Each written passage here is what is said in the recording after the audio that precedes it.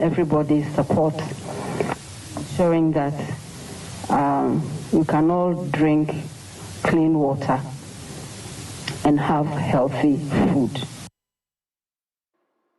That was the Vice President John Mahama speaking right there about a new bill that has been prepared to ban illegal mining in forest reserves and water bodies. Well, we'll keep you updated on the progress of that bill as well. But let's still stay on conversations with regards to the Vice President, as she has reaffirmed government's resolve to shift Ghana from exporting raw cocoa beans to prioritizing local processing. Now, Professor Jenana Opoku-Agyeman noted that this will help create jobs, add value to Ghana's cocoa, and strengthen the country's position in the global chocolate industry.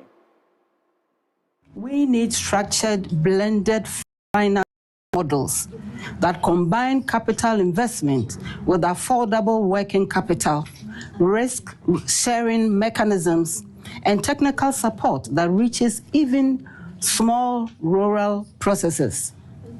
EU Sustainable Cocoa Initiative and the Global Gateway Framework are well placed to capitalize and to crystallize this. The recent cocoa price hikes, largely driven by cocoa impacts and supply shortfalls, underline the need for this joint action. Ghana is therefore open to partnerships that combine positive outcomes with disease and pest control and establishment of commercial plantations. Trade barriers also pose another challenge. While tariffs on raw beans are often zero, duties rise significantly on cocoa powder and chocolate products, limiting our ability to export processed goods. Addressing these tariff escalations is critical for fair trade. Cocoa is part of Ghana's broader transformation. Our Big Push initiative is building infrastructure for agro-industrialization, while the Connect 24 pillar of our 24-hour economy ensures that there is seamless flow of goods, energy, and data. Our living income differential, introduced by us and La Côte d'Ivoire, signals our shared commitment to ensuring that farmers earn fair return for their labor. Ghana is clear about the road ahead. We must move beyond exporting raw beans to building a cocoa economy that empowers our farmers, creates jobs, develops industry, and upholds sustainability. The EU Sustainable Cocoa Initiative can be a partner in this journey by supporting investments in processing, unlocking financing for cooperatives and small and medium-scale enterprises, and ensuring that sustainability standards are inclusive and not punitive. I invite all of us to work together to build a cocoa sector that not only provides effective cosmetics, healthy food products, that not only sweetens the world's palate, but also enriches the lives of the farmers and community who make this possible.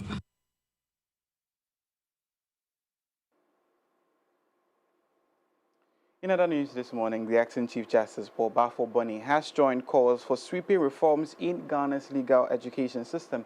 Now, he's cautioned that the current module no longer meets the demands of a modern and competitive legal profession. He spoke to lawyers that were called to the bar, the 2025 bar, on Friday.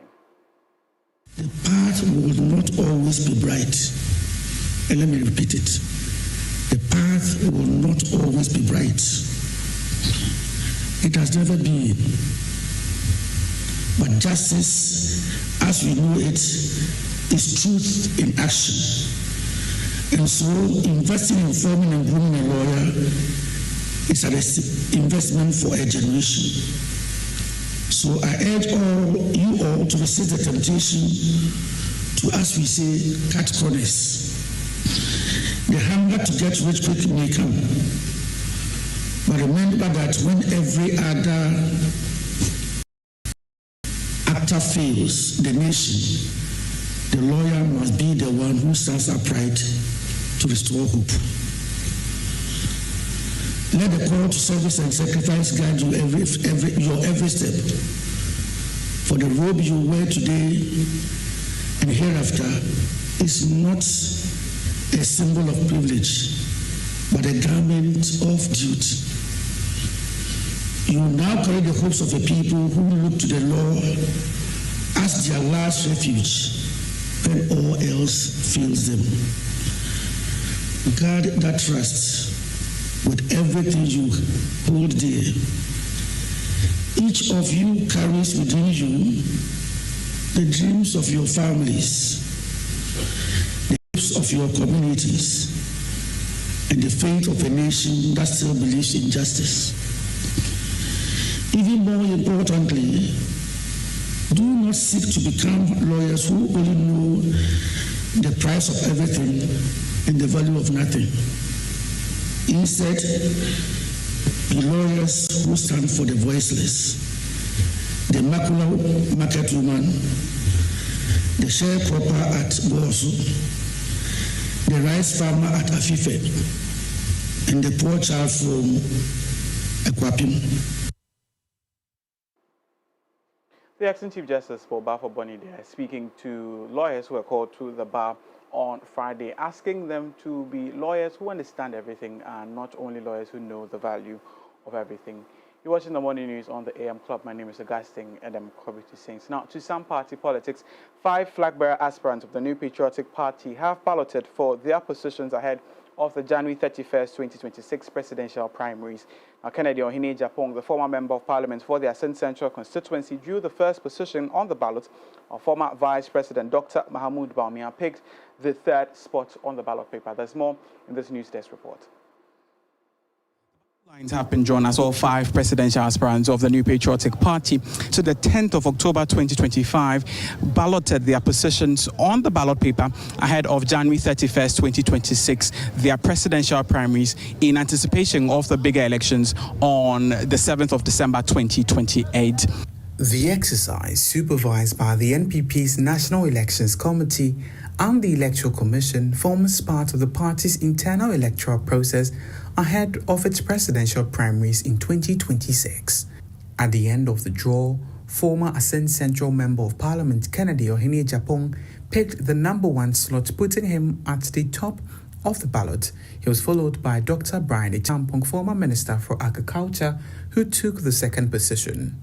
Former Vice President Dr. Mahama Bawumia, considered a front-runner in the race, drew the 3rd position, with former Education Minister Dr. Yao Osei Educhum followed with number 4. Former General Secretary Kwabena J. Japong wrapped it up with the number 5 position on the ballot paper. The process, described by representatives of the presidential aspirants as free, fair and transparent, now sets the stage for months of intense campaigning as the ruling party prepares to elect its next leader. Representatives of the presidential aspirants spoke to the media after balloting. And those within the realm of understanding numbers will tell you that anybody who holds that number 4 tells you the pillar that all the other candidates or other people will want to revolve around. And that is why the significant 4 is of vital importance to the camp of Dr. Yao Osei Educhum. We have successfully gone through the process of balloting, and I'm very satisfied because it was transparent. I have no objection to the process. I participated fully on behalf of Kwabena Japong. We picked number 2 in the first round to show that during the 2nd round of balloting, we'll be the 2nd to pick our ballot. We did it, and we finally got number 5. So we will be on the number 5 position on the ballot paper if it is printed. And since there are 5 candidates, we'll be at the bottom, and we go by the balance with the MPP used to come to power in 2001, Asieho. Dr. Bawumia is number 3 on the ballot. So these issues of this position on the ballot, and it is linked to the Bible or the Quran in this manner, or to our traditions, this number means this. Come on.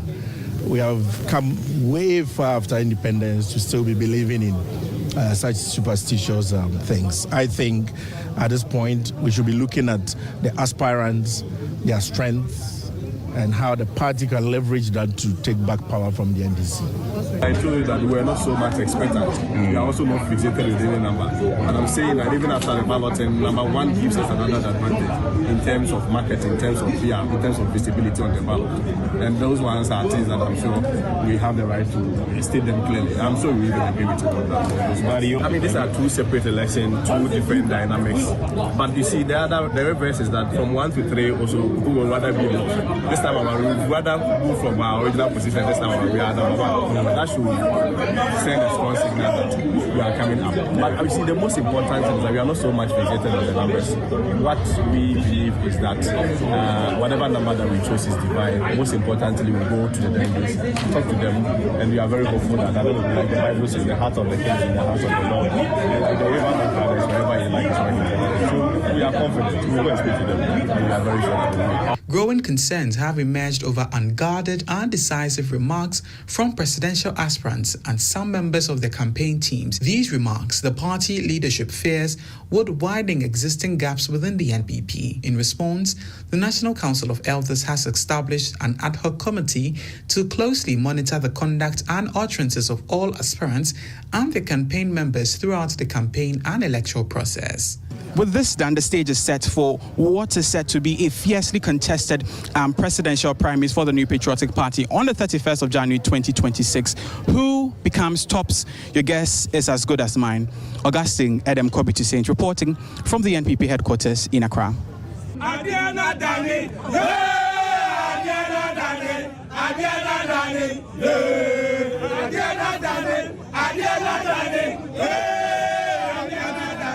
Headquarters in Accra on Friday, as all 5 presidential aspirants balloted for their positions on the ballot paper. On your screens currently is the position or the NPP presidential primaries ballot positioning after the balloting, where we see Kennedy Ohene Japon, the former member of parliament for the Asin Central constituency, claiming the number 1 slot, and then followed by the former Agric Minister Brian Champong, heavily in the race at number 2, and then the former vice president and then former flag bearer of the New Patriotic Party, Dr. Mahmoud Bawumia, following keenly after Brian Champong in number 3. Now, the former education minister and then the member of parliament for the Bosomtwe constituency, Yao Osei Educhum, also following in at number 4, and then coming in at number 5 is the former general secretary of the New Patriotic Party, Kwabna Eje Ejapong, pegging the number of presidential aspirants at 5 ahead of the 31st of January 2026 presidential primaries of the New Patriotic Party.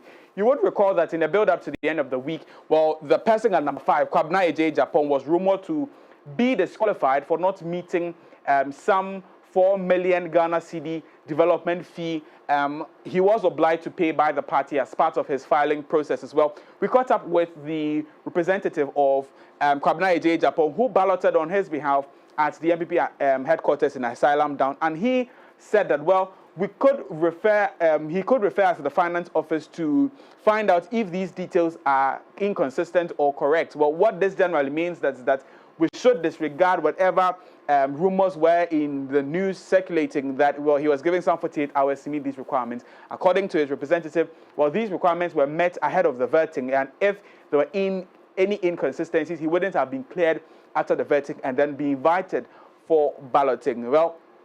This leaves us, these are the confirmed candidates who no more aspirants anymore. Now these are candidates ahead of the NPP's presidential primary scheduled for the 31st of January. Like I asked in the report, who becomes tops? Your guess is as good as mine. You won't stay glued to Voting Voices as we'll carry you along the journey of the NPP's presidential primaries scheduled for 2026 ahead of the general elections on December 7, 2028. Now, away from party politics, it was all joy at the Bible Olympics event held at the Christ the King Catholic Church as Gracefields International School emerged overall winners among 8 competing schools. Now, founder of the Bible Olympics and Little Drops of the Word, Mrs. Maria Agozi, commended the participants for their passion and commitment to learning the scripture. She spoke to MX24 explaining what the initiative is about. It's Kwachi Agozi, and I'm the creator for Little Drops of the Word, and then the convener for Bible Olympics. And the reason behind Bible Olympics is that having projected Little Drops of the Word, which is Bible memory verse flashcards for a while, we thought that we want to reach out to the schools that actually are engaged in just teaching our kids. We want them to come on board to help us add the faith part to the academic work they do. So then we said Bible Olympics is a faith-based academic competition which is bringing together our children from various schools to come participate on scripture basis and as well as do literacy challenge and also help the children to know how to compete, how to stand in public to communicate. So basically this is it. Now this year we actually started with 10 schools. Unfortunately 2 for some reasons had to actually go out. So we're able to get 8 schools that had 2 participants each, and that's what we've done today, participating on different facets, memory recital, sword draws, spelling competition, and a host of other things. Now, Little Drops, the brain or the foundation or the mission of Little Drops is to get our children, our teenagers, to fall in love with the Word of God, and that's why we made these packs, scripture cards, memory verse flashcards that are easy and fun way to get the children to learn scripture. So on the same vein, on the same platform, we want Bible Olympics to bring together children, making them get the opportunity to showcase what they have actually learned. Because for our Little Drops, we want them to get to know the Word of God. The tagline for Bible Olympics is raising champions of the Word. So we are looking forward to taking this to the next phase. In actual fact, on the 18th of October, we'll be doing the secondary edition at Legacy Girls. And we are hoping that by next year, we can bring many more schools together, primary, even the creche, the secondary, and as you know, maybe go even outside Africa. But essentially, we are actually here to stay, to help all of us to raise our children to go back to scripture and memorize scripture. Because David said, "That word have I hid in my heart." So if the kids don't memorize or they don't read the word, they cannot hide the word. So that's what Bible Olympics is actually about. Dealing with children can be challenging, but fortunately we've had the teachers here and we understand the terrain. Once we're dealing with kids, we understand the terrain. So we opened up and asked teachers to come around, but we also opened to just allow them to be kids, giving them the discipline when needed, allowing them to have fun as well. So even though it's been challenging, because this is our terrain, we know we are dealing with children, and so we embraced everything that came along with it.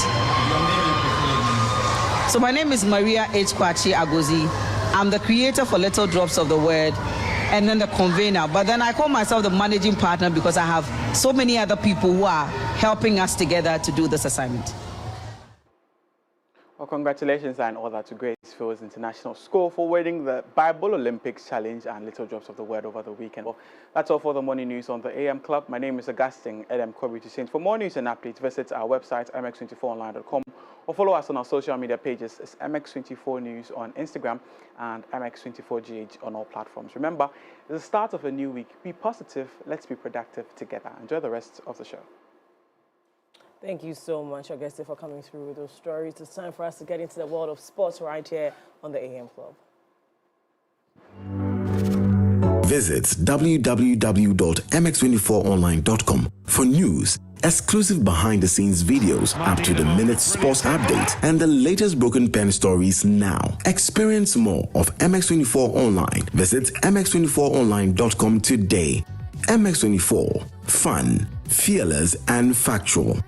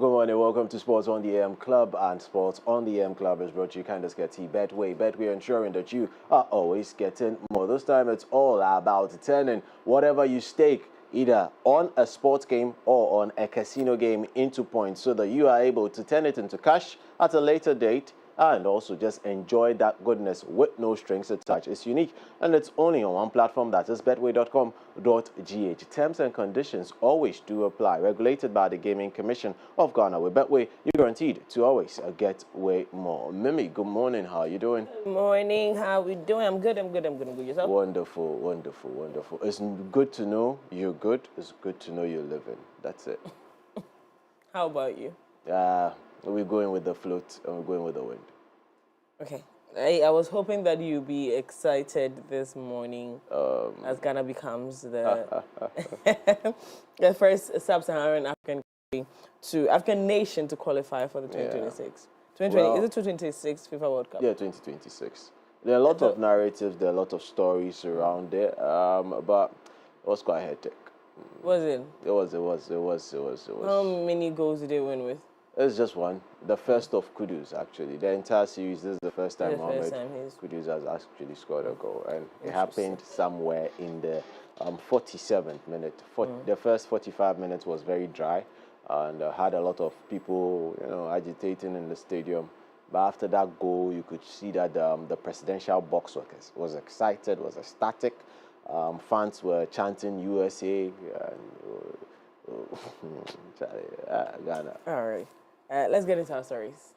I like the way Mimi says, let's get into our stories. Yeah, I thought she was good. Mimi is going all positive this morning. So let's throw that part so that I don't veer off into what happened behind the scenes. I don't want to know. Don't worry. Ghanaians will know. Not today. Don't worry. Not today. We'll get to the NSA, we'll get to the ministry, we'll get to the police, we'll get to everybody. Hey. Don't worry. We'll get there. Okay, so there definitely is an issue. What happened? A lot happened. One. You will not get there. Because again, we're celebrating, but if there are issues to be taken care of, especially when you mention the NSA, I'm concerned.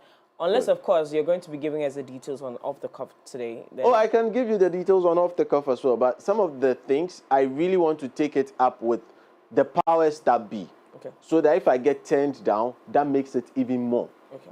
Because I feel that we've gotten to a point where we need to understand the role of the media when it comes to such things. There's nothing more hurtful to get someone you would call a senior who is supposed to actually understand media and the evolution of media, working, I'm not going to mention, but working for some of the biggest media houses in Ghana, calling the police on you. It's those kind of things. Who had the police called on them? You? Oh, me. You call police on me. The game will be wonderful for all of us to watch. Abby. So yeah, but it was very close to me. It could have been me as well. It could have been me. Who was it?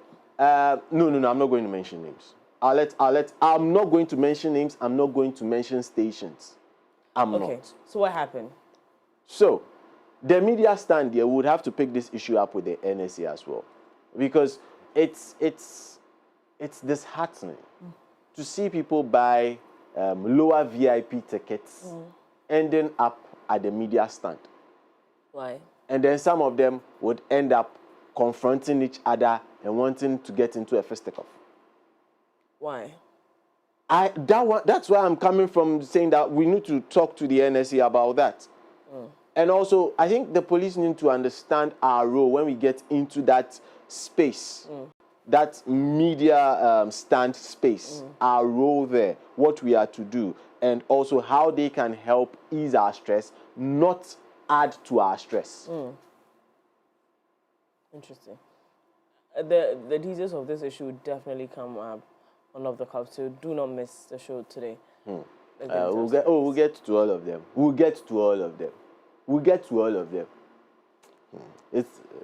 Let's get into the story, shall we? It'll be difficult to date, man. No, not at all. I'm actually get into your story. I'm actually very, very easy. No trouble. Let's get into explain something to me. And you went on. No, because I'm being overly cautious. It's okay. Overly. That's why I'm just letting it slide. It's okay. It's okay because Ghana has made its 5th appearance into the World Cup, which will be happening inside the Mexico, United States of America, and Canada next year. Going into the game, there was a lot of apprehension whether Ghana could actually seal the qualification with a thumping win over Comoros. Going into this as well, Ghana has struggled to beat Comoros over previous meetings. However, when it was all said and done, it was that first goal from Mohamed Kudus after the first half break that got all 3 points to further extend the lead on Madagascar, who went into Bamako and lost their game by 4-1. So it means that the Black Stars are really, really in the clear into the World Cup. But after the entire game and the entire experience, the Sports Desk put this piece together for you. All over here inside the Accra Sports Stadium as Ghana get the opportunity to go to the World Cup again, this time for the 5th time. Going to the World Cup 5 times, however, having been qualified to the World Cup twice by the same man. Otuado had this to say with regards to his assessment of the game. I think we had a good game. And now we can maybe, for this little thing, we can use the word luck. The first 3-4 minutes, they had a good chance, but they didn't score. But in all, I think we controlled the game. They came like I expected, and they're very, very dangerous. I think everybody saw that, especially when they have counterattacks, they're so really, really dangerous. But we managed well. We grew into the game. The solid defense, but also good midfield. I think up front we could have done a little bit more to create more chances. But like I said, it's not an easy team. It's a very small country, and I really have big respect for what they're doing, how they brought their football team together, how they are organized. Big respect also for the coach, really, really good coach. And yeah, but we did well. We controlled the game. We had a lot of ball possession. We created chances. We could have scored more, I think, also. But I'm very, very happy that we won, even though maybe it was not needed. But I'm very, very happy that we closed this qualifiers with a win. On his part, coach for Comoros, Stefano Cuizon, had a lot to say with regards to his in-team management and looking forward to the future with what this particular Comoros team can achieve. We played a good game, in my opinion. Tactically, we were good, especially because Ghana, they are very strong in set pieces. I think that we prepared well the game, and the player was very great to understand the way how to defend in this case. In my opinion, it was more fair to draw for what we saw, because Ghana, they didn't create a real chance, and it was a nice game. It was a nice game, and I am happy with the performance of our players. Wrapping it all up, it's looking like Ghana would need a lot of preparatory games going into the World Cup to actually make sure that they are in sync with regards to team movement and mentality going into the World Cup. For this, a lot of preparatory games is demanded by the authorities to be provided for the Black Stars, because they will be missing out on the AFCON, which is happening inside Morocco. Let's see what eventually gets to happen. With regards to that, a lot of things has been said pertaining to some games in Asia, possibly a tournament, which the director of communication for the FA has said that no contract has been signed to that effect yet. Qualification book, tickets ready. Are you also ready to go support the Black Stars? Would Coach Otuado still be the man to hold the fort for Ghana? Only time will tell. From X24 Sports, my name is Sedina Edmond.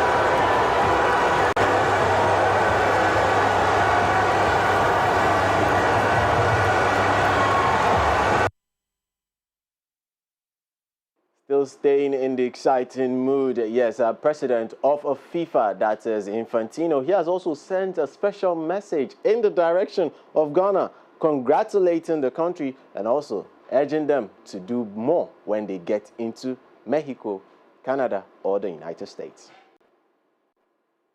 To the Black Stars on reaching the FIFA World Cup for the 5th time in history. Your fans will bring color, style, and passion to the greatest FIFA World Cup ever in 2026 in Canada, Mexico, and the United States. And we expect that your team will establish more global stars to follow in the footsteps of the famous team that made the quarterfinals of the tournament in South Africa in 2010. But for now, enjoy this special moment, and we cannot wait to see who the Black Stars will face when we have the final tournament draw on the 5th of December.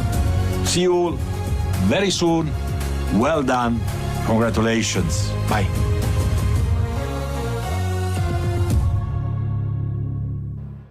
Now, away from the African continent, I'll tell you more about what will be happening on the African continent much later in this bulletin, because Nigeria is the talk of town. But on the international front in Europe, Steve Clarke, he is head coach of Scotland. Scotland beat Belarus by 2-1. However, Steve Clarke is really, really pissed at the performance of his team.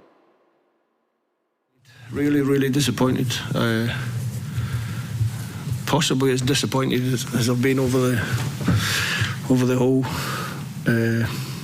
72 games. We just didn't turn up. But before I go down that route and you start asking me questions about why I'm feeling like that, it is also to point out that I said the other night that performances don't get you qualification. And tonight was certainly not a performance, but we got 3 points. We've got 6 points for the double header. So we're really pleased about that. I think if everybody in this room that's got a Scottish connection would have been happy to have the 6 points. But the performance tonight was way below par. Can you put your finger on what went wrong tonight, what it was? No, head scratcher. But I'll go away, I'll have a look, we'll analyse it, and we'll look at what we have to do better and how we have to be more cohesive as a team without the ball, and how we have to be better as a team when we have possession. Anyways, that was Steve Clarke not having it at all, despite his team winning against Belarus in that World Cup qualifier. A lot is still happening with regards to World Cup qualifiers, and Nigeria will be taken to the field tomorrow when they try to make it through somehow into the World Cup. However, there's a lot more that will be breaking down for you on our social channels to understand what CAF is saying with regards to who gets to qualify through via the African playoffs. We'll tell you more about that. But for Nigeria, there was some bit of scare over the weekend as the plane they were traveling on from South Africa to Oyo developed a fault somewhere between Luanda and the DRC. So they had to make a U-turn in the skies and head back to Luanda, where they waited for a rescue plane to come pick them up. And finally, they arrived in Oyo 8:03 a.m. yesterday, after Benin, that they would be playing, had arrived and actually also trained. So to our Nigerian brothers, Ghana is through to the World Cup. What are you doing? Is AFCON enough for you? We'll get into more of that later. Now, away from all the football shenanigans, let's get into tennis and let's head into Asia, where Coco Gauff, she has emerged as champion on inside the Wuhan Open. Yes, so she'll be walking away with some $596,000 for winning this particular tournament. So she beat Jessica Pegula 6-4, 7-5 to annex the trophy that was won in 2005 by Venus Williams.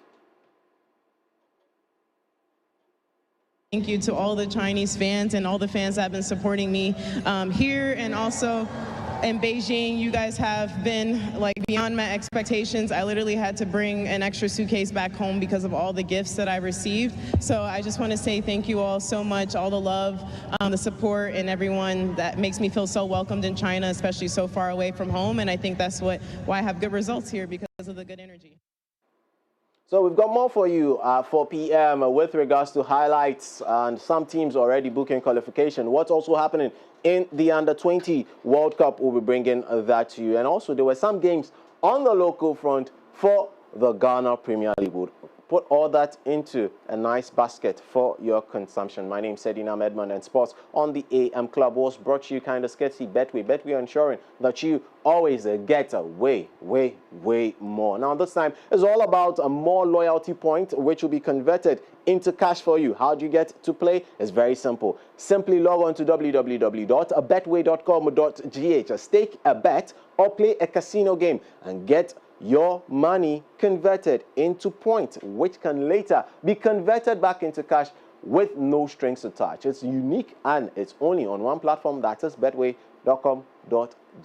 Remember that terms and conditions always do apply. No under 18 betting, and with Betway, you guaranteed to always get way more. Up next on the AM Club is Daphne Flash in all her flashiness, coming to blink your screens with entertainment news. We out. Visit www.mx24online.com for news, exclusive behind-the-scenes videos, up-to-the-minute sports updates, and the latest broken pen stories now. Experience more of MX24 Online. Visit mx24online.com today. MX24, fires and factual.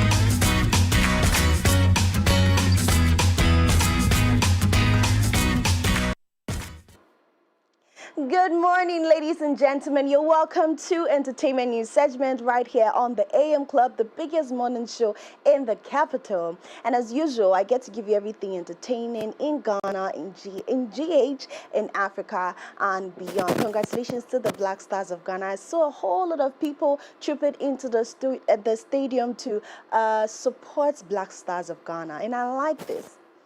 Clock it. I like it. Good morning. Good morning. How you doing? I'm very well, thank you. How are you? Very well, thank you.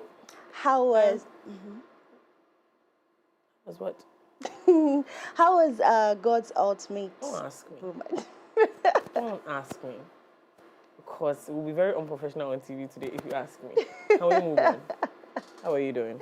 I'm very well, thank you. What's in the world of entertainment? Well, let's get straight into it. You know that Cross It Out has been on media tour. Yeah. We've been on so many tours. We've been at, today we are going to TV3. Yeah. Yeah, so we've been on so many places, ZFM, plenty places, and we just want to give an update to those of us that are trying to keep up with it. We already know that Cross It Out concert is going to happen. Has Jackie headlining. Last year was Efia. We had an amazing time. Great time. And yeah, Lali and Lola and Yabitha are hosting. And so it's been an amazing journey so far, spreading the news in different media stations to let people know that Cross It Out concert is coming in. And so they need to stay tuned and also get their tickets. So this was at as Guide Radio.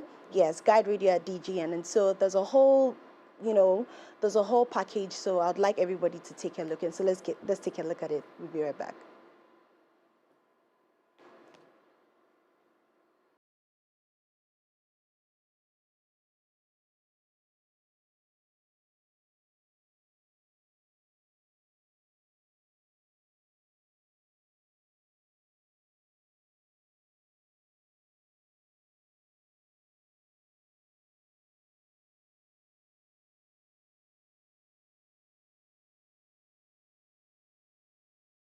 Send it to a friend, to your family members, and I mean they can jump with it, but the information is still inside, you understand? So this is cross it out. Simple lyrics. Let's go.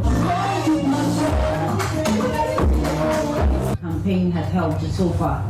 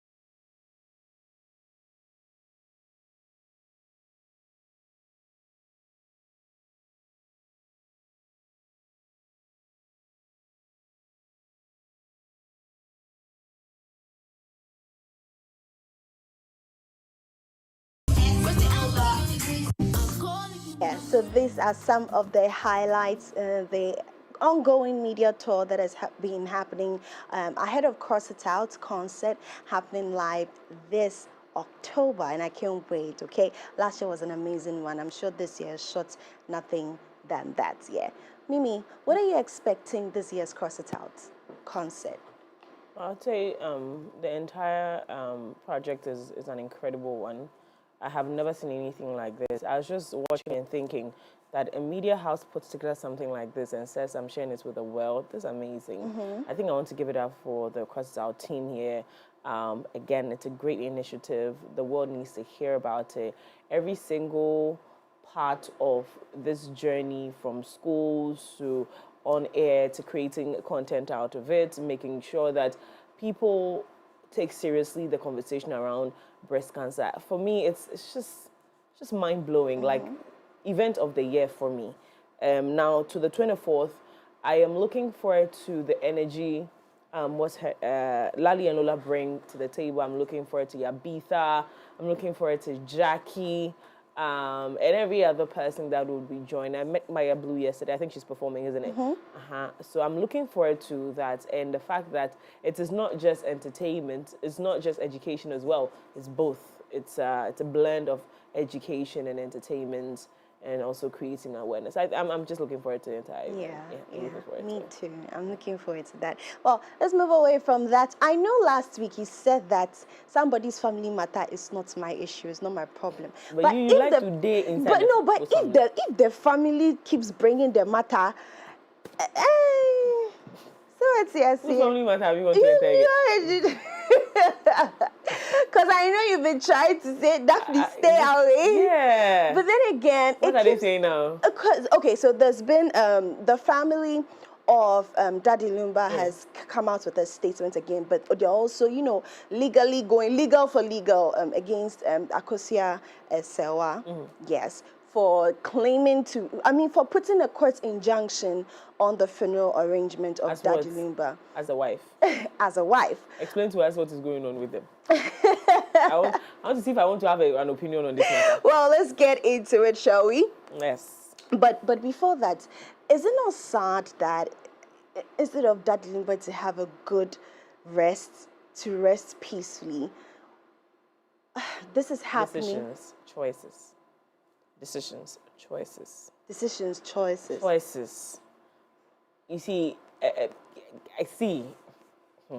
And I was telling my auntie yesterday, because I was trying to remember whether it was my sister or my auntie, because we were having a conversation with both of them. I was telling her yesterday that we all make mistakes, we all take bad decisions, but I think that the message now from the pulpit and from any platform to anyone is be careful the choices you make.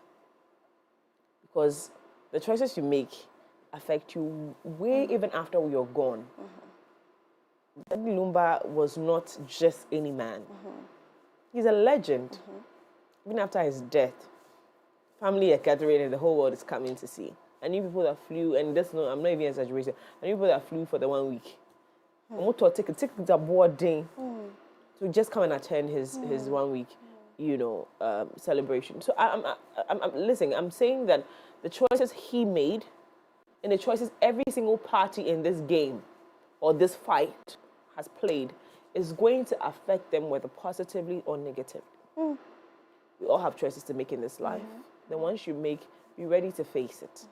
We're all facing our demons. That's why I say that mind your business. But you can't mind your business because of the job you do. I'm just saying that it's a rude awakening for me.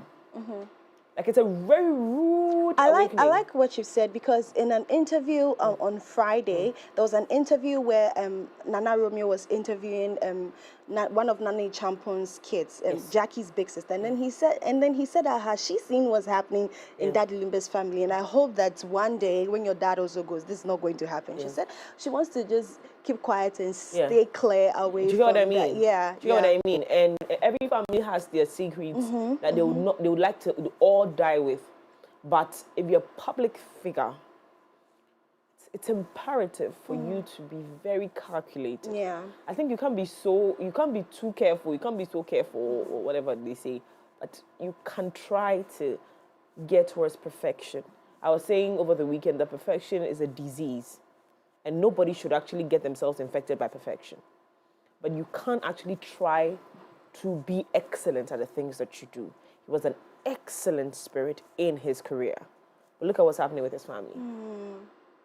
I mean, until this funeral, I didn't even know that he had so many children. Someone said to me that Lumba, they were wasting the time, cry. And I was only 29 children with 100 grandkids. I said, you people, you're not wise. Because what? Because he was Daddy Lumba, so he should get people pregnant, get born everywhere. We just digress a little bit, but that's besides the point. Decisions, choices. This man cannot enjoy his death cry alone. Like, just go and rest in peace. Do we have to go through this? I know. Choices. Well, let's get into it now. The family of the late high life icon Charles Kojo Fosi, widely known as Daddy Lumba, has responded strongly to claims by his first wife, Akosua Sewa Fosu, that she is the musician's only surviving spouse. In a statement issued by Baba Jamal and associate lawyers of the Fosu royal family of Pakoso and Nsuta, the family maintained that Sewa Fosu's marriage to the late musician ended years ago, and she has no authority to determine how his burial or funeral should be conducted. Now, the family's lawyer stated that by Akan customary law, Sewa Fosu's presentation of traditional drinks to the family acknowledging the dissolution of her marriage was accepted and confirmed by Daddy Lumba himself, making the separation final under traditional practice. By the traditions of the Akan generally and the Fosu royal family in particular, the presentation of drinks by a wife to the husband family, when accepted, effectively dissolves the marriage between the two, the letter explained. In a pointed statement, the family said that if Sewa Fosu's name appears in the funeral brochure, it would only be out of courtesy and not a recognition of marital status. Oh, wow. So this is what the whole legal This is it. Baba Jamal, an associate legal consultant, solicitors, and advocates. And so this is what it says. I'm sure it's going to be on the page, and so you can read more about it. Now we are moving on. Mimi, I'm sure last year, I spoke about Judge Mathis, where his wife, after 39 years, decided to divorce him. And he said he was not going to go. He said he was going to work towards his marriage because he realized that for 39 years, he was focused more on his job. Guess what? That's why they say you can't put your mouth in woman and man matter. No. You can't. No. Look at this one now holding hands, granting interviews here and there, officially announcing, doing media tour that yes, we are back together. Exactly. And it's nice because if he realized that he was slacking as a husband and he decided to do what is necessary, I think it's okay. See why you have to go and find a sensible man. When my parents ask me, Mimi, what kind of man do you want to marry? And I say, wise man. Now, you see, they cut this part and go and give it to them, okay? Kind man. I need a wise man. A wise man knows to be kind. Oh. A wise man will automatically be kind? Oh, okay. I said a wise man knows to be kind. Okay. So if the man is not kind, he's not wise. Because what's the position of a man in a relationship, in marriage? The man realized, and me, I cannot allow this enough. Get you a wise man. He knows that, yes, for how many years I was not doing my job. So let me just put in the work to make sure that whatever I didn't do for 39 years, I'm going to put in the work to make it happen. So he put in the work. Now you people are getting jealous that he's walking around holding hands. Of course he will hold hands because he put in the work. Because he realized that this woman has been here. He could have easily said that, oh, so all my provision and all that I did for you, that is an unwise man. And so for whatever you do, on all your gettings, please get you a wise man. A wise man knows what time it is and will do the right thing by you, by themselves, and by whatever marriage stands for. Do you get what I mean? Yeah. So he has my absolute respect. That's my absolute respect. Constantly, I would send my love to them, and I wish them all the very best in this journey. Yeah.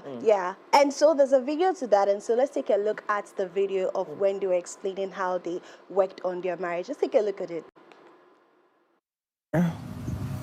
We did a lot of work. We learned each other again. We had enjoyed our time doing that each and every day.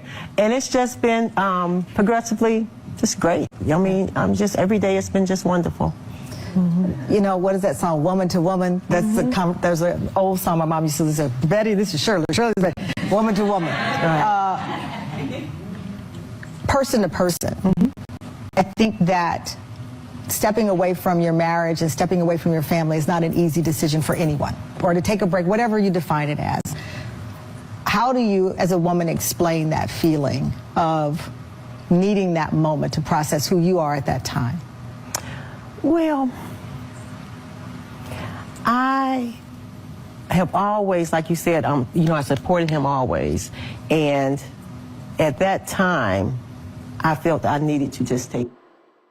Well, congratulations to Judge Mathis and his wife. They're officially back together. And as Mimi said, always look out for a wise man. Period. And it reminds me of, there was a time in my church where they had grouped single ladies and they were talking, were having conversations. And then one time, a man who asked the ladies, what should you look out for when you're choosing a life partner? Oh, the women were saying AA, someone was saying rhesus factor, someone was saying this, someone was saying this. And then the man said, look out for a kind man. The moment he said that, everyone was like, what do you mean? And he was like, hey, kind man. Anyway, ladies and gentlemen. I agree to the kind man bit. But then I also the wise think that, man, I think someone can be very, very kind and unreasonable. Oh. They'll take care of you and be almost impossible to understand when it comes to making decisions for the family. I'm providing for you, so don't go to work. That's unreasonable. That's telling me to forfeit my dreams. Imagine, look at how much you've worked so hard. And the man will come and tell me that, Mimi, don't work, I'll provide. I deserve a baby girl life, but I deserve... Do you know the way Mimi likes working? If you open Mimi's health app right now, you see the part where it calculates walking. Mimi is getting towards 20,000 steps a day. Let me tell you. I'll beat And you. you're going to tell her to stop working? I think I want to slow down now. Now I'm slowing down. Okay. Yeah, now I'm slowing down. I'm slowing down completely because I mean, this body, it's a machine. As you continue to work it and not take care of it, it will break. I noticed that when I took the break and I was resting, I was close to burnout. So I'm really taking my time now. So I'm slowing down. Yeah. But I'm saying this to say that I have, like, for me, success looks a certain way. I'm not going to talk about it today. So if you come into my life and you come to suppress me, you're not because you have not even learnt me to know that I am driven, I'm stimulated by work. Like when I get really excited when I've gotten work done. Like I'm like, oh my God, I'm the most successful human being on earth. Yeah. Just by achieving one task. Yeah. So if you come into my life and come and say, sit down, I want to provide for you, that's not what I need. It's not gonna happen. And that's not a wise man, exactly. It's not gonna happen. So get you a wise man and you have peace. Yeah. Well, ladies and gentlemen, this is what we have for you today. I hope you guys are having an amazing time today. There's more coming up, and so don't go anywhere. When we come back, we know we get straight into conversations. Mimi, I'm signing out. Over to you. Please sign out and go. We are still fighting. Anywho, yeah, we are. Come and apologize. Come and apologize on national television. Put the camera on her. Anyway, yeah, the camera apologize. is on me. Yes, Okay. apologize. On behalf of me, myself, and I have been very irresponsible. Not that word. You No, haven't been it's exactly true. responsible. Okay, well, go ahead. My decisions Your have choice. been my choice. That's why when you were saying choices, I choose. Okay, so I'd like to officially apologize to Mimi for not being. Look into my eyes. Apologize to me. Okay, Mimi, I had plans prior. After. To ask for forgiveness, to lie on the floor and hold your legs and say, I am not leaving until you forgive me. But I know that I've messed up, and it's not a nice thing for me. It's and it will never happen again. And the world is a witness to this. Our bosses is a witness to this. Because they'll kill you. Production is a witness to this. Teddy, you're a witness to this. That it will never happen again. Good job. Thank you. Thank you. Am I allowed to go now? Gabby, are we happy or we are not? We should tell her to do part 2. Yes. She'll buy us watching. Yes. Because can you imagine a whole Teddy and Momsen stood up? Can you imagine? No, my men cannot be treated like that. Thank you so much, Daphne. We appreciate you for all the great work you do here at MX. We really appreciate you. Keep doing the good work. Now, away from that, the Springboard Roadshow is back bigger and better. Join Albert and Comfort Okran as they tour through all 16 regions of Ghana. There will be hands-on training, education, inspiration, and opportunities for you to unlock opportunities in a Greek and AT vet.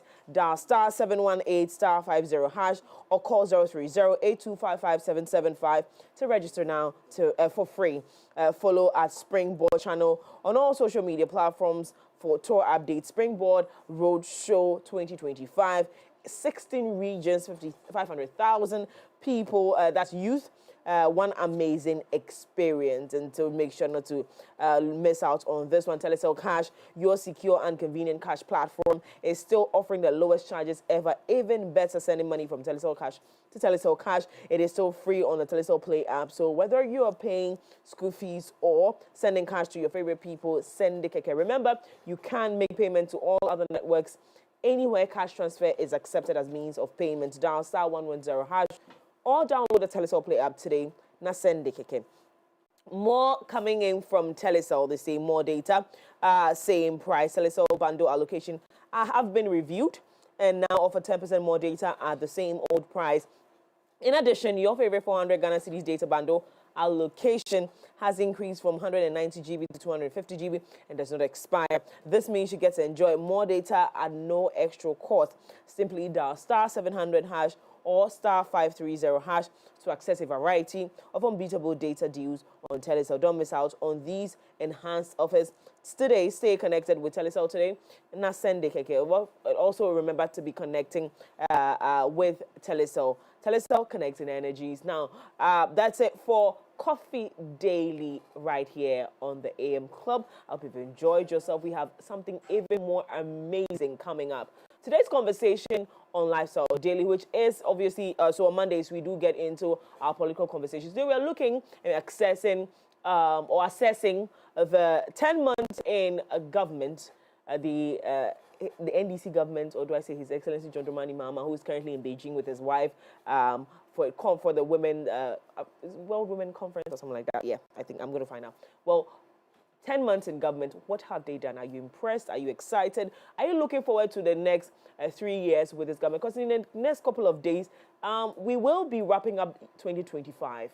That means that 3 years left for the government. What have they done? Are we impressed with their performance so far? Well, we'll be getting into that conversation pretty shortly right here on the AM Club. Again, my name is Miriam Uduak-Mensah. Up next is Lifestyle Daily.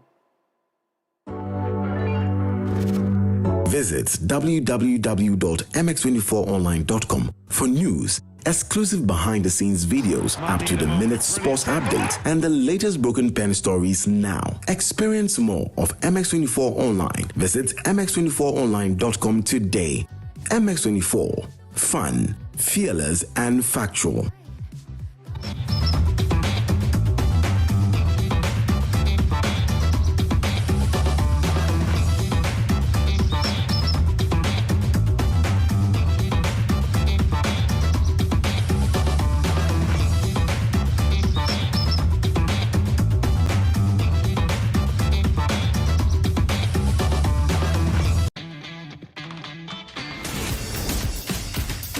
At Betway, we don't just reward you for playing, we reward you for staying.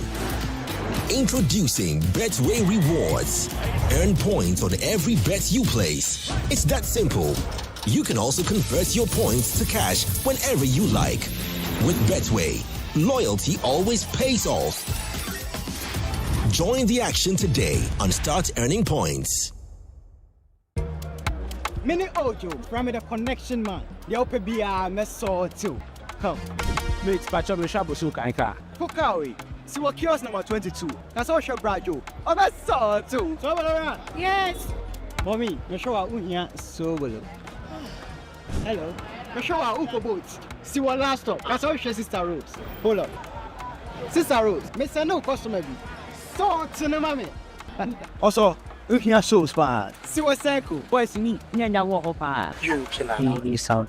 Bro, I the info from 6 p.m. Shut. Meso too.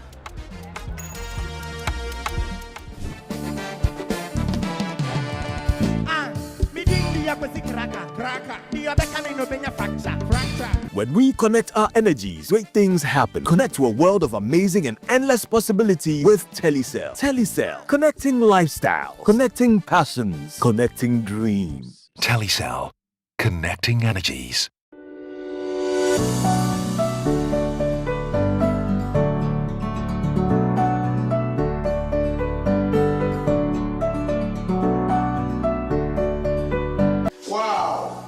This will taste so good. Hope it's good for me too. This is Coca Instant Noodles. Come join us. Coca Instant Noodles. It's so delicious. You girls are now come. Don't tell us we are late. Wow. Coca Instant Noodles. I have the vegetable flavor. Chicken flavor and the spice. I love it. And the taste. Oh my god. So delicious. For bulk purchase, contact 0536 930956 or 0266 721234. This advert is FDA approved. Hey, so mommy, who is going to do my wedding jollof? Oh, Kwame. You know our secret, right? Yeah. Yeah. Yes, me. I've got it.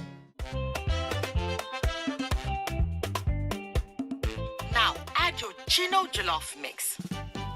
The perfect blend of tomatoes, pepper, and fine herbs and spices to ensure a consistent taste every time. And there you have it, your original Ghana Jollof. Jollof so good. Jollof so good. Tasty near.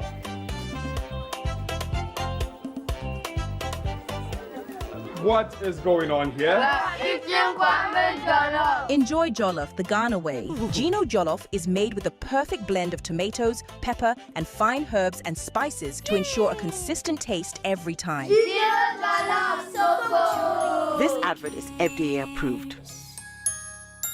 Once upon a time, in the heart of Accra, a man in his fancy car sought directions.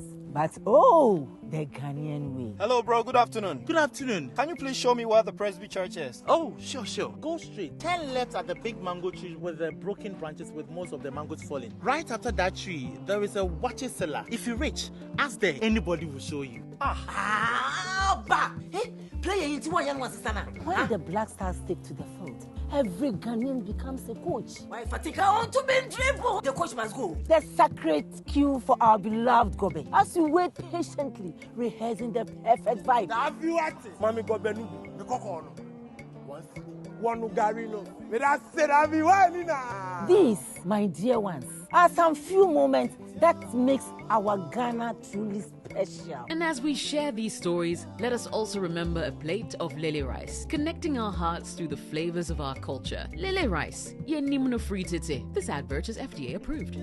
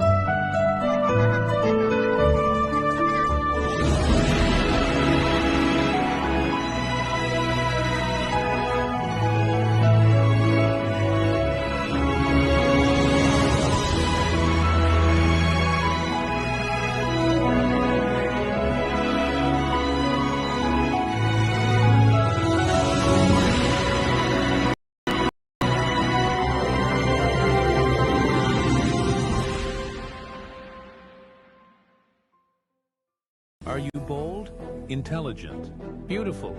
To take a stand against child trafficking? This is your chance to be part of a groundbreaking pageant that aims to change lives. Join us and be a voice for the voiceless. Let's make history together. Miss Anti-Child Trafficking Activist. Miss ACTA 2025. For more information, call 0248303047.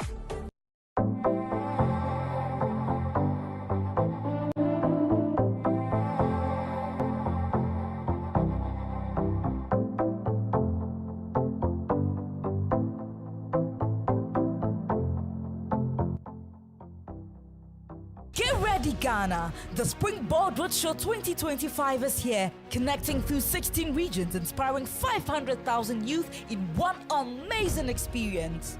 Join Comfort Okran, Reverend Albert Okran, and other amazing speakers for practical insights, mentorship, training, and real opportunities to shape your future. Entry is free. Dial *718*50# to register now or call 0308-255-775. Follow us on all social media platforms at Springboard Channel for updates. Springboard Roadshow is brought to you by Mastercard Foundation, Springboard Roadshow Foundation and partners.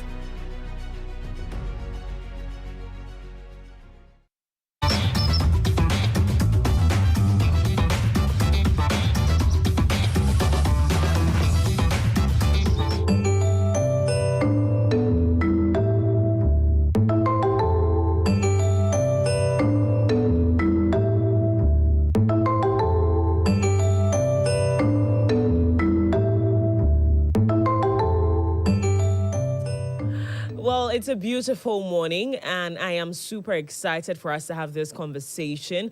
This is Voting Voices. My name is Miriam Uduak-Mensah. So, 2024 elections was accompanied by a lot of controversy and a lot of conversations. And so we kickstarted the Voting Voices agenda to hear the voices of the voters, okay? To make sure that the then candidates understand exactly what the Ghanaian people wanted. And so we went out there and see the thoughts of workers on the streets. We spoke to drivers, we spoke to students. We made sure we had a holistic conversation when it came to who was going to vote. And we promised here on this platform that we're going to keep tabs on the winning party, which is the NDC, and make sure that the government delivers on every promise they had given to us. So, ladies and gentlemen, if we're back here this morning, it's been 10 months of His Excellency John Mahama's government, and of course the NDCs as well. And we have had different conversations about what they have done so far. Some are impressed, some are like, are you sure you're really going to deliver on those promises? Well, we're going to look in-depthly into those conversations this morning and make sure that the president is delivering we're going to highlight a few things they've done so far and what they haven't done wrong, and make sure to keep them in check, because that's what Voting Voices is all about. Well, my name again is Miriam Uduak Mensah, and this is a very good friend of mine. He, I don't know why he's here today because of this conversation, because most of the times when I sit with him, it's about culture, it's about preserving the image of the Ghana Nkrumah envisioned.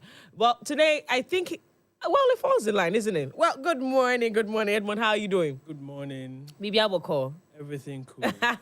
Yourself? I'm good.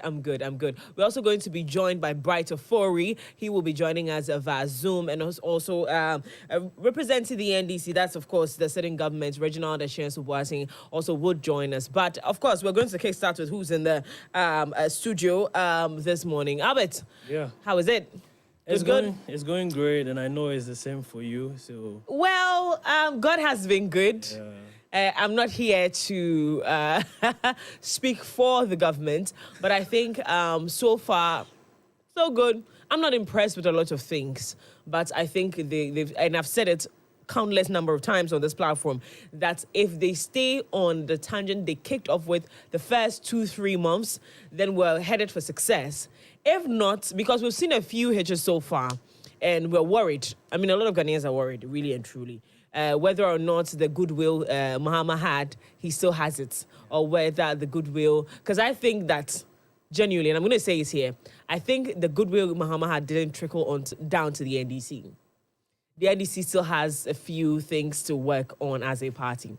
Don't beat me. But that's what we're here. We're going to be looking into the leadership. Let's start with the leadership of John Dramani Mahama.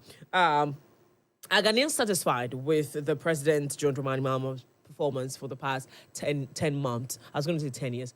The past 10 months. Do you think that Ghanaians are satisfied with where we are as a country? And obviously, we're going to consider the exchange rate. We're definitely going to consider the living quality, the living standard of the Ghanaian right now. We're also going to look at businesses, how they're doing, and all the fights that are happening with, international organizations here in Ghana. So I'm going to kickstart with that.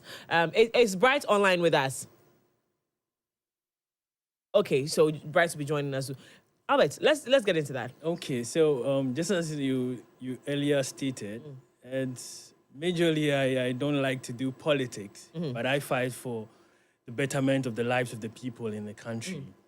Because I feel life is supposed to be simple, and leaders are elected. We give them the power to serve. Leadership is basically service. Yes. So for the past 10 months, I would say we are not very satisfied, but people are okay. Okay. In the sense that we came from a point where they felt like they were suppressed, irrespective of who you were, whether in position, whether you are a big-time personality, whether you are just the usual Ghanaian going about your usual stuff. Our voices were not heard. Is that how you genuinely felt? Yes, and it was also proven because our voices were suppressed. Where people who even stepped out to demonstrate, protest certain things that were going on badly in the country were arrested. including younger ones. So it tells of where we're coming from, how people were like, no, it's about time we have another change of government. In as much as the options were still not many for us, it felt like coming to a place of rest, to restructure, just as they are saying they are resetting. Now, citizens are realigning themselves because it looks like a break from 8 years of actually not living the way you expect yourself to live. I see. Because of how the country has been governed in the past. And we just came out. So it means it's just, we're still new and people are restructuring. And let me even use it's Mental Awareness Month, right? Yeah. Yeah, so people are readjusting and healing. Oh, the Mental Health Awareness Month was last month. That was last month. Now we're in... This is suicide. This breast one... I don't breast cancer. This is breast cancer. Okay, September, Because I know usually there are more than one advocacy conversations in a month, but one is highlighted. Yeah. So I know that for a fact. Anywho, so we have a video before elections, during elections, or during campaign, and after elections. We have a video compilation. We're going to go through that and here. So let's take a look at that video. Kindly say after me. This is the oath of allegiance. I. Your name. John Mahama. Do in the name of the Almighty God swear. Do in the name of the Almighty God swear. That I will bear true faith. That I will bear true faith. And allegiance. And allegiance. To the Republic of Ghana. To the Republic of Ghana. As by law established. As by law established. That I will uphold. And that I will uphold. The sovereignty. The sovereignty. And integrity. And integrity. Of Ghana. Of Ghana. And that I will preserve. And that I will preserve. Protect. Protect. And defend. And defend. The Constitution. The Constitution. Of the Republic of Ghana. Of the Republic of Ghana. So help me God. So help me God.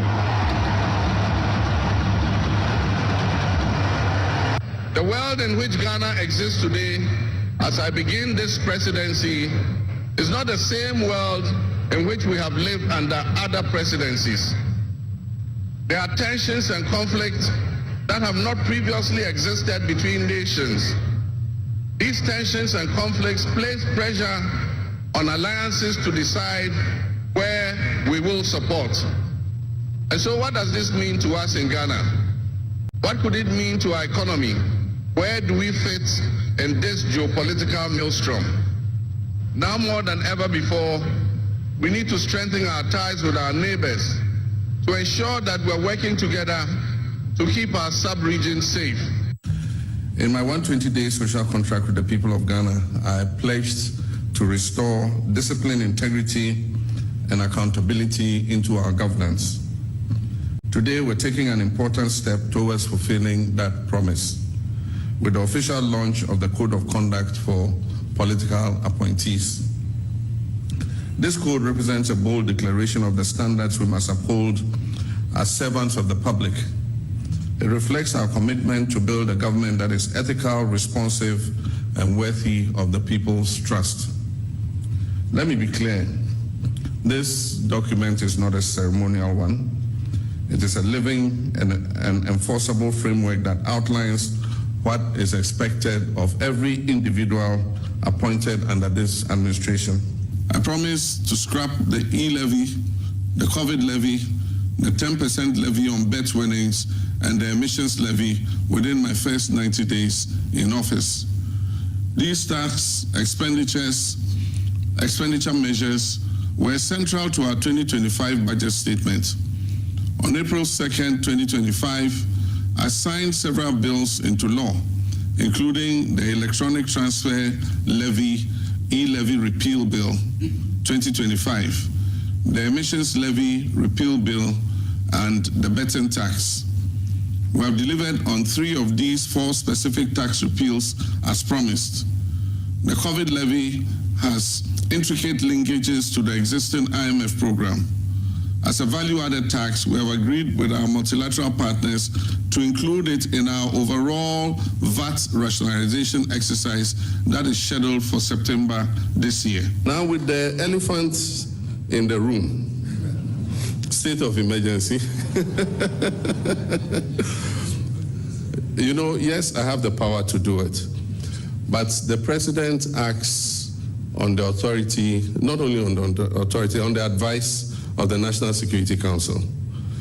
And as at now, this moment, the National Security Council believes that we can win the fight against Galamsey without a state of emergency.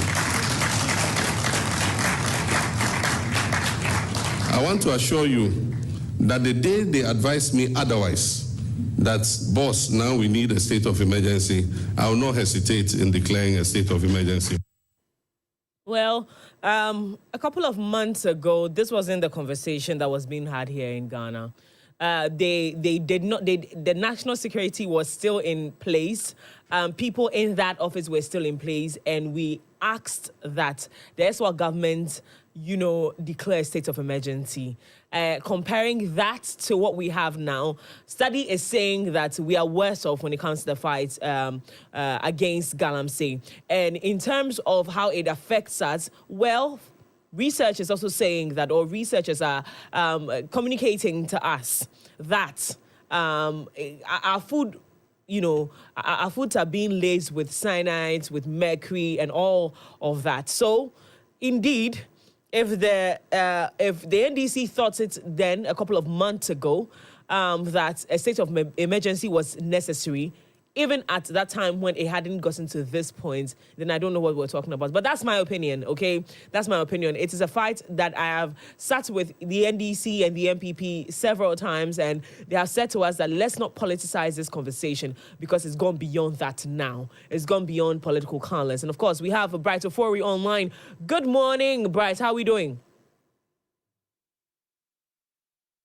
Hi, Mimi. I'm wonderful. Yourself? Very well, thank you. So we're going to start off on the conversation around Galamsey, and I just added my voice to it that a couple of months ago, this wasn't what the NDC was saying. The NDC could have also checked with the national security at the time, some judge especially, could have checked with the national security at the time whether or not we needed a state of emergency before asking Ghanaians to call for to push the president at the time to call for a state of emergency. Now we have different cases, water scarcity in certain areas. Our food crops are being laced with cyanides and mercury based on reports that we see so far. And of course, just last week we did hear that one of the Galamsey sites, the pit, had swallowed a couple of young people. And the conversation and a lot of things coming up when it comes to the conversation around Galamsey. So we're saying that our Ghanaians, if I was the thought of Ghanaians at this very moment, at this material moment, are Ghanaians satisfied with so far what the president has done in power? So we're looking, just suppose the promises that was given in the 2024 election. So, Bright, I'll have you speak on that quickly. Yeah, with the Galamsey fight, currently as a country, we are failing, we are trailing. I liken the fight to Galamsey to the fight between Hamas and Israel. That the Galamseyers are the Israel, and then government is, or the country is Hamas. Are Israelis. Yes, Go ahead. The government of Ghana is Hamas. It shows how bad the situation is. They've not been able to do the things they promised to do when they were in opposition, or the promises that they made to us. But let's also give them the benefit of the doubt. They've also shown some commitment. It would be too wrong to suggest they've not done anything. They've put in few efforts. But let's also distinguish these two. There's one thing putting in effort, and there's another thing getting the results. So yes, they are putting in effort, some efforts to fight it, but that effort amounts to nothing. They've not done even 10% of what they claim to do. The president in opposition says he would be using AI to fight Galamsey. But recently he mobilized CSOs, which I couldn't show up. He mobilized CSOs to discuss Galamsey. These are things that he told us when you come, you do. Some judge sat on TV and said, if the president of the day, that was His Excellency Nana Addo Dankwa, if he wanted to fight Galamsey, he could have done that in a week because he has the state agencies, the securities, the security agencies around him to fight Galamsey. Yeah. But look at him today. He's not even able to speak. So it tells us the fight against corruption. He's going after DSTV, which is none of his business. Yeah, he's even failing on his promise on that. Yeah. So it tells us how deep the fight against Galamsey, or how bad Galamsey is. I was fortunate to visit Konongo a few weeks ago. Just by the main street, I've never seen how bad Galamsey was. So just by the main street, you could see pit that has been dug so deep. It tells us Galamsey was happening.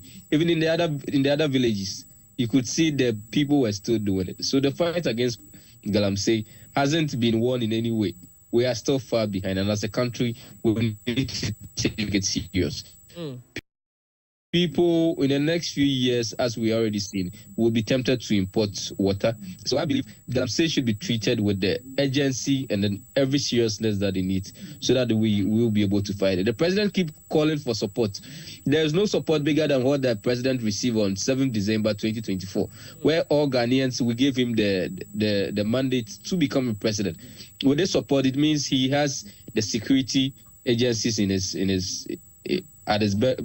within his means. He has the resources to fight it. Although the resources as a country we don't have enough, but the resources should be able to fight Galamsey to the level that as a country we can pride ourselves, or we can say yes, we've been able to fight it. Right. Do you also agree with those who are calling for the state of emergency with regards to this conversation?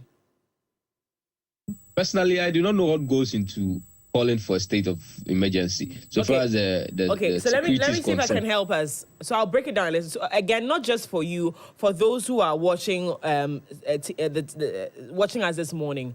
So the state of emergency basically is that every activity with regards to mining will be halted, whether legal or illegal. So again, those who are doing it legally are going to be affected, just so that we can curb the situation. So what it also means in reverse is that whatever we're making out of gold right now might have to drop, because there's no mining activity that's going to be happening anywhere, whether legal or illegal. It's not going to be happening. People are asking that, okay, when this happening, whatever benefits we're getting, which is why the gold board is benefiting, is giving us the kind of results that we have, which people have purported that is as a result of this, the benefits the gold board is getting, that our city is doing well.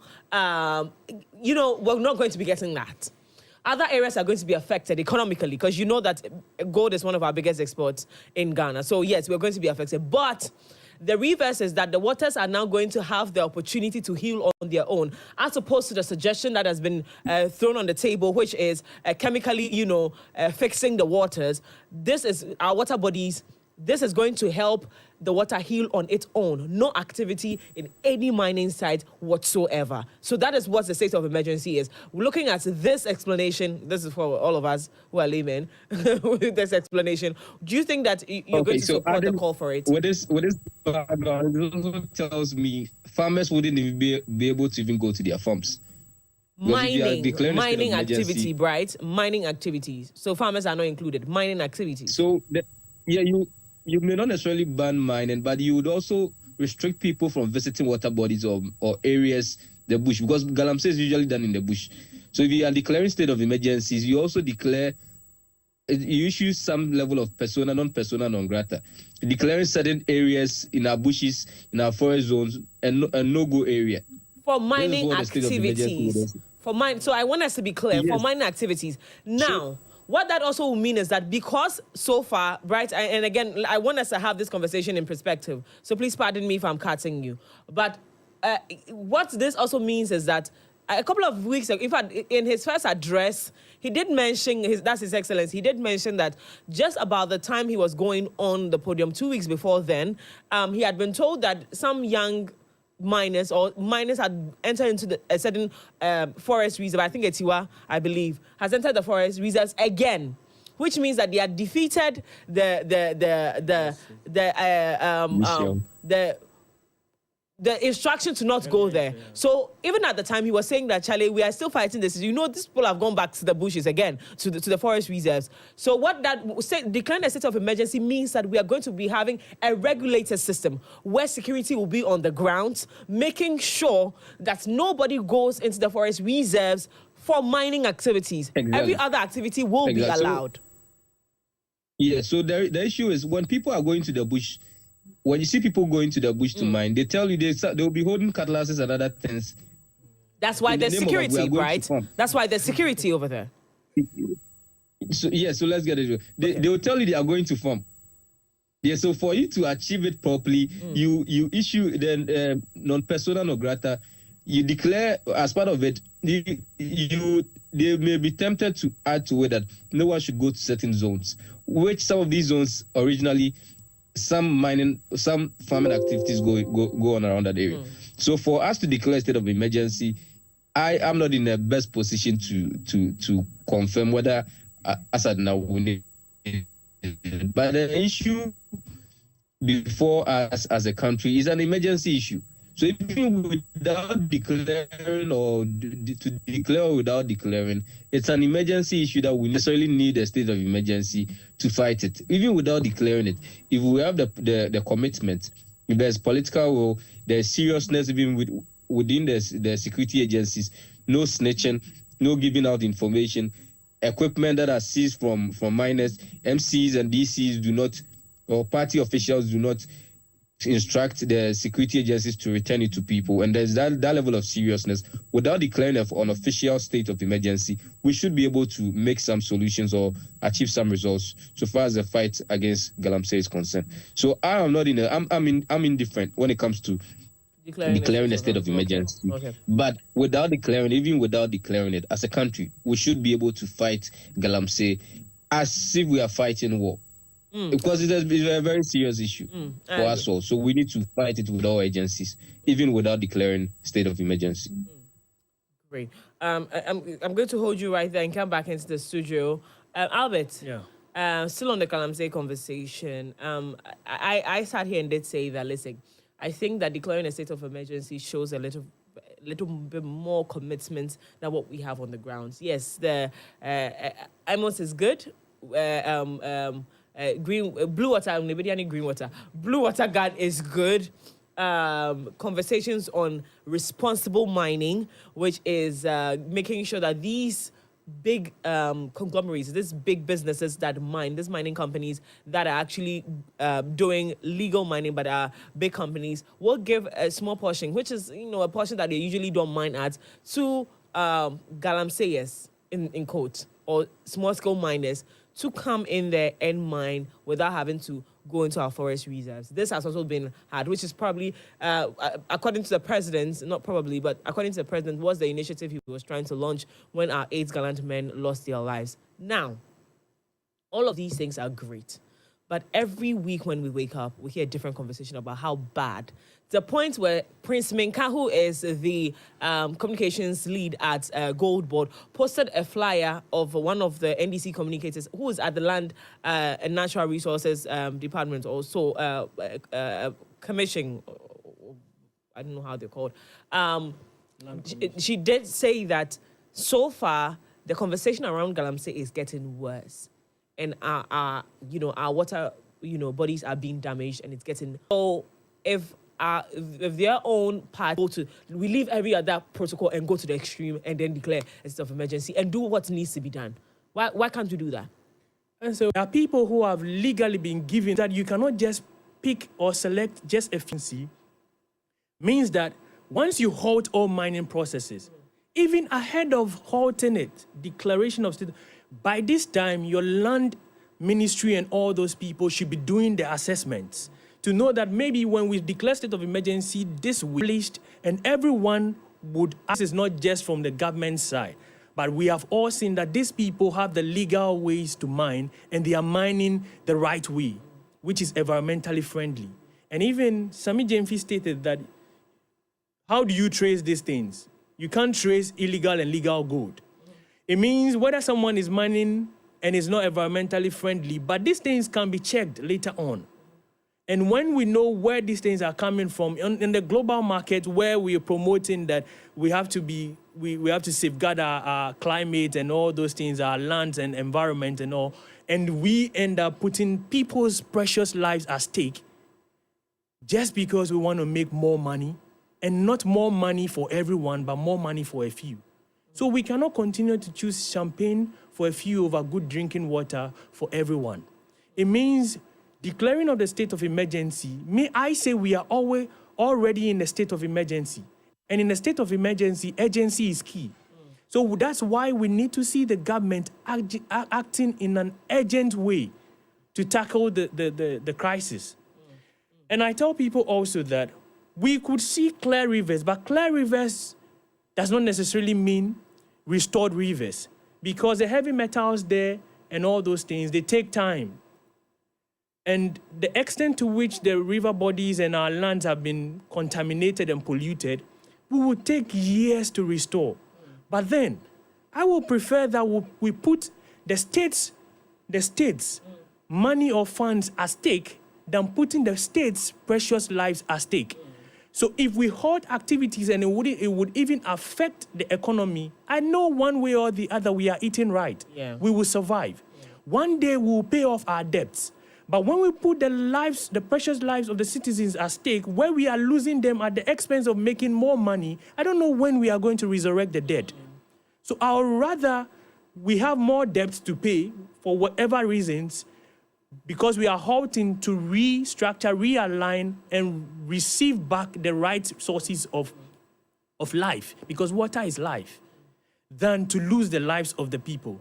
So in doing that, then it means we are fighting for the betterment of all, not a few. Okay. And you know the sad aspect.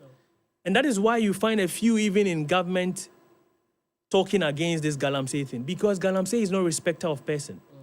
So you can even choose that you are living in luxury, but you don't know where the food stuff are coming from. Absolutely. Because when they are neatly cleaned and all that, and they are put on shelves in malls and shopping marts, you go to buy them, but you have no device at home to check whether these are contaminated or have trace elements of this heavy metal in them. Just because they come from anywhere and they find themselves on these shelves, you think it is a mall, it is coming from one luxurious farming farming sector. But then the major production comes from these villages.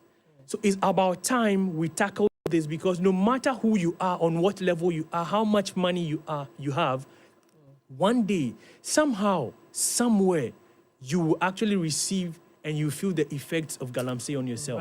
Right. And this is what we're talking about. We've been joined by Reginald Asheso-Boateng, and he is going to be speaking to us on behalf of the NDC. But before we get into the conversation with him, last week he said something very, very profound, which I actually enjoyed. I'm going to have him say it again today. But before we get into that conversation, let's go for a quick commercial break. When we come back, Voting Voices continues here on the AM Club. And of course, this is MX24.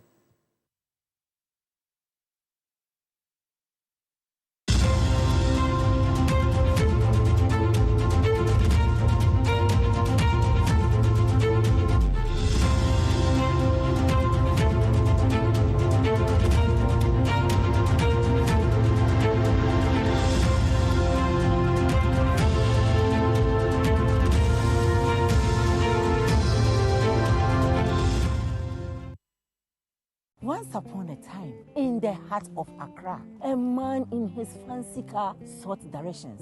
But oh, the Ghanaian way. Hello, bro. Good afternoon. Good afternoon. Can you please show me where the Presby Church is? Oh, sure. Go straight. 10 left at the big mango tree with the broken branches with most of the mangoes falling. Right after that tree, there is a watches cellar. If you reach, ask there. Anybody will show you. When the Black Stars stick to the field, every Ghanaian becomes a coach. Why Fatika want to be dribble? The coach must go. The sacred cue for our beloved Gobe, as we wait patiently, rehearsing the perfect vibe. Mami Gobe nubi, the kokono.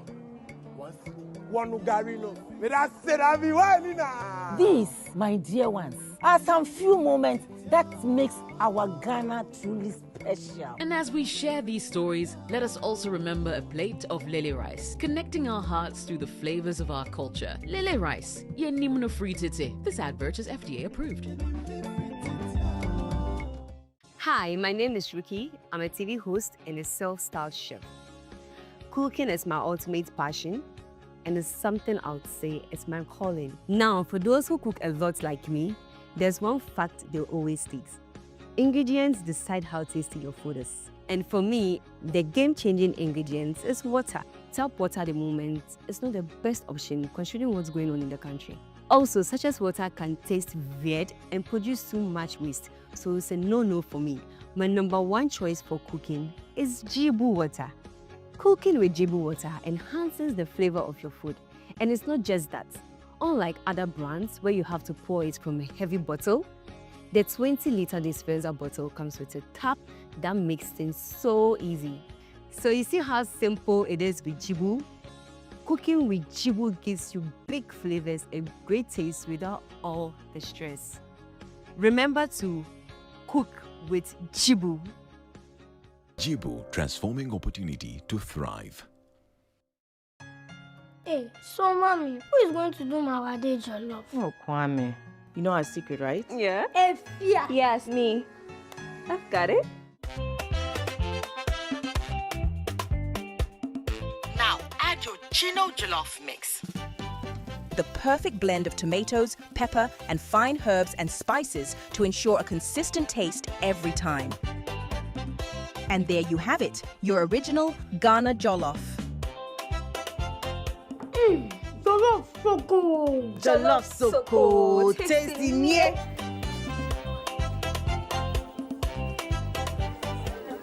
What is going on here? Enjoy jollof the Ghana way. Gino jollof is made with the perfect blend of tomatoes, pepper, and fine herbs and spices to ensure a consistent taste every time. This advert is FDA approved.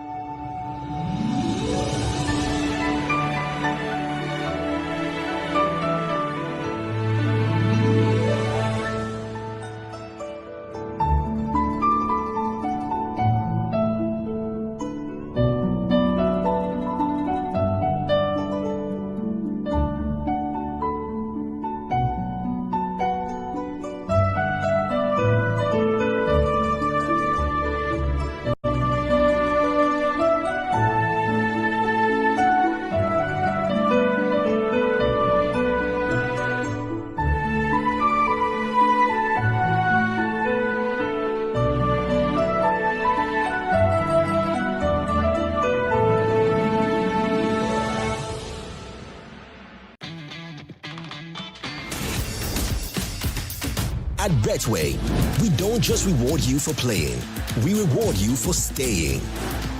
Introducing Betway Rewards. Earn points on every bet you place. It's that simple. You can also convert your points to cash whenever you like. With Betway, loyalty always pays off. Join the action today and start earning points.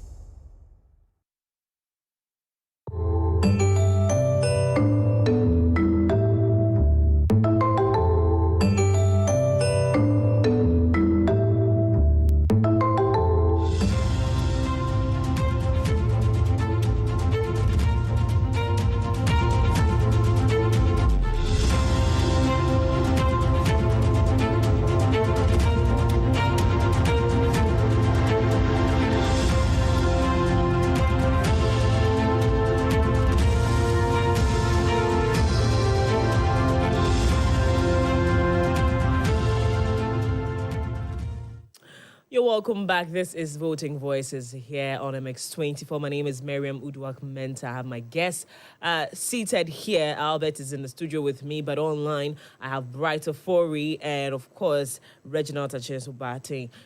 Reginald, good morning. And Bright, thank you so much for staying with us.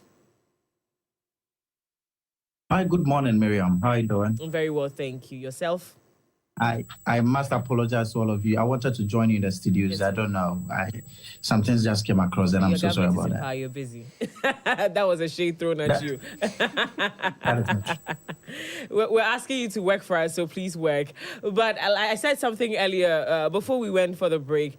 Last week you were here and you mentioned that you are okay with some of the interventions or the interventions that have been put in place to fight against Galamsey. However, you're a little worried about the office of NIMOS because the work that is being done is outside Accra. Why is the office here in a cantonment, Olaboni? And now, when you said that, it reaffirmed the position of the NDC that indeed, yes, we're supporting our leadership, but if something goes wrong, we're not going to be quiet about it, which I applaud you for that. You've been doing that quite well here on the platform, so I want to give you that. But we're back on the conversation with regards to Galamsey.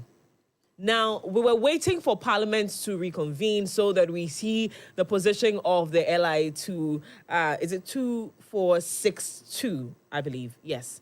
And we've been waiting that the conversation around that will be had well. But Parliament is supposed to reconvene next week, yeah? And it's taking too much time. And we're thinking that probably will not be able to work before the end of this year. What do you say is the position of the NDC and, of course, government on the LI that, everybody is fighting for it to be repealed? All right. Again, good morning to you, Mimi, and to all your viewers and listeners. I also want to say a very big good morning to my able gentlemen that have got in your studio to discuss today's issues. To the gentleman that just spoke, I think I like some of the points that he made, but some of them I would definitely have to talk about them. Okay. Before I go into Parliament resumption, I would also want to mention that, yes, I was at your studios earlier this week, and I made mention of last week, actually. Jenny? And no, please go ahead. Yeah, so I was in your studios and I made mention of NIMOS. Categorically, I also made mention that there's the National Alternative Employment and Livelihood Program, right? This is a program that is tailored towards illegal. Yeah, I can. Okay, so for person livelihood for them. And so I made mention that there's the National Alternative Employment and Livelihood Program initiative that is geared towards illegal mining persons. But unfortunately, of course, their work should be decentralized, but if they are mining field. And now I'm appealing LI 2462. And by December 31, 2025, the NDC does not repeal LI 2462. There's some of us about the future of our generation, the future of the next generations. And granting miners the right to enter into our forest reserves is what has brought us to this state now. Yeah. Mind you, mining has been going on for over decades ago. And there hasn't been the case like what we have seen in the last 10, 15 years. The destruction to our forests, how unsafe our water bodies have become, to the extent that the projections are that will be important water to, So that airline needs to be repealed so that anybody that will be seen in our forest reserve will be treated as an armed robber. Anybody that is seen in our forest reserve will be treated as a criminal and will be treated as such. And so, yes, Parliament is supposed to resume next week. When Parliament resumes, we are hoping that LI 2462, the proposals and the processes that it has to go through for it to be repealed, will be effective. Okay. Now, on the issue of illegal mining, I have made mention that this government has shown clear commitment to fighting it heads on. Mind you, and I appreciate all the points that have been made. People think that we are already in a state of emergency, and so we need to act with urgency. That is what the government have been doing ever since they took over power. The Minister for Lands and Natural Mineral Resources has shown clear commitment through the establishment of NIMOS, through the establishment of the Blue Water Guard, through the establishment of cooperative mining initiative. So there are various things that the government is putting in place. He made mention of heavy metals. The fact that our waters are going to be clear doesn't mean that they are free from heavy metals. That is why we've made mention of the dioxin chemical. There's a chemical that is going to be used to separate the heavy metals from our water bodies, just so that we do not have them present anymore. That's why we've made mention of